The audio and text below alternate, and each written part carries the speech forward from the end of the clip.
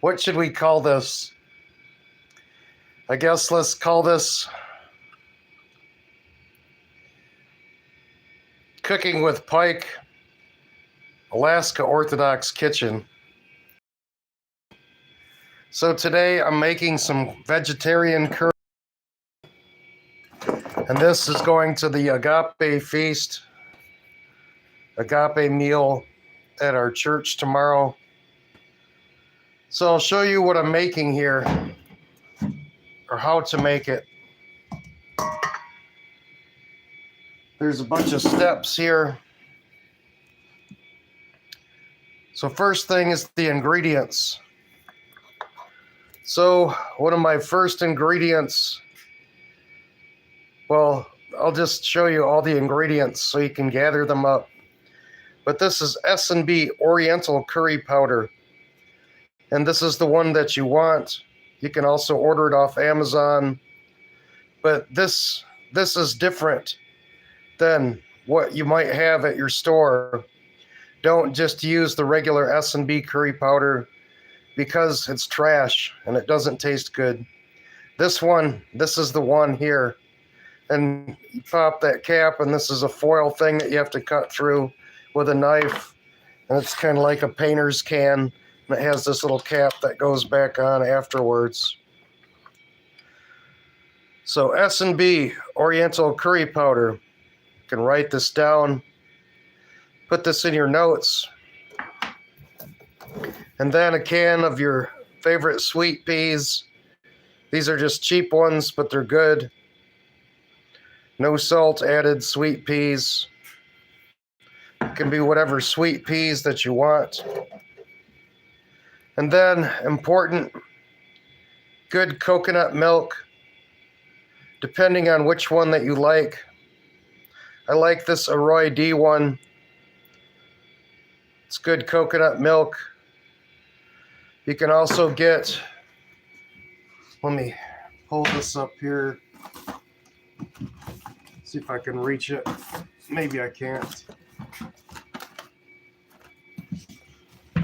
What did I do with it?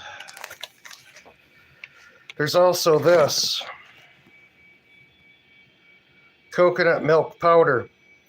And if you want to keep this dry coconut milk powder in your cabinet, you can keep these stored for a long, long time. Or the cans. The powder is a little bit more work, so I use this. Canned coconut milk. Next ingredient, garbanzo beans.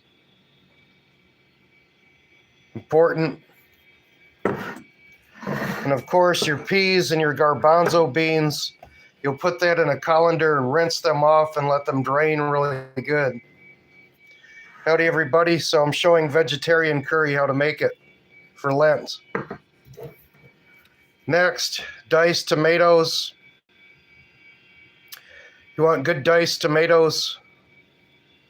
These ones are good, I've been using them a lot, so I trust that, even though it's a cheaper brand. A lot of the stuff in cans is all canned by the same company, and then different labels are put on it. So our first step is I take my big saucepan that I'm boiling my potatoes in right now, and I put just a dash of sunflower oil in there because there's no way to cook the onions and the garlic right without it. So just a dash of good sunflower oil. Chop up your garlic really fine, chop up your onion, fry it in that saucepan, and then when it gets browned a little bit, a little dash of sea salt in it, put that in a bowl and put it to the side. And then we have the potatoes are boiling. That's a whole bag of baby potatoes.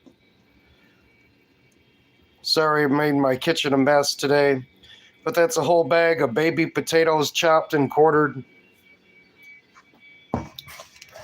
And then let that boil.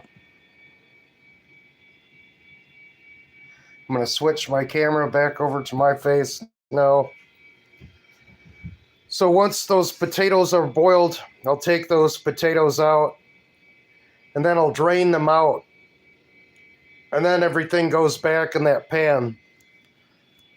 These boiled onions We'll go back in that pan with the boiled potatoes, or excuse me, these fried onions and garlic.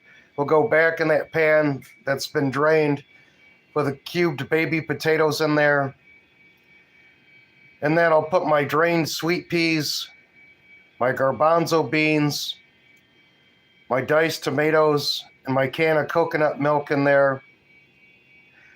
And then I'll stir it and I'll let it get kind of hot.